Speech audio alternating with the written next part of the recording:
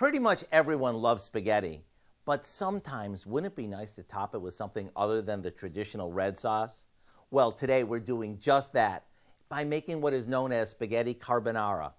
And once you taste the creamy bacony sauce that makes this come to life, there's a pretty good chance you're not going to rush back to that bottled red sauce. We start by cooking a package of spaghetti. Once it's tender, we drain it really well. Next, we saute some bacon, chopped onions, and garlic in a skillet until the bacon is crispy and the onions start to caramelize. Now, in the pasta pot, we whisk together some half and half Parmesan cheese, an egg, and a bit of salt and pepper. Once the sauce starts to thicken up, we add our cooked pasta and the bacon mixture. A quick toss, and it's ready to serve. That's all there is to it.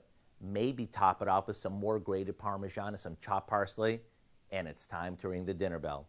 Whether you serve this as a main dish or as a side, it's sure to be the talk of the table.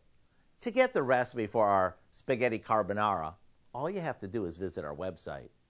I'm Howard in the Mr. Food Test Kitchen, where today we found a fork twirling way for you to say, ooh, it's so good.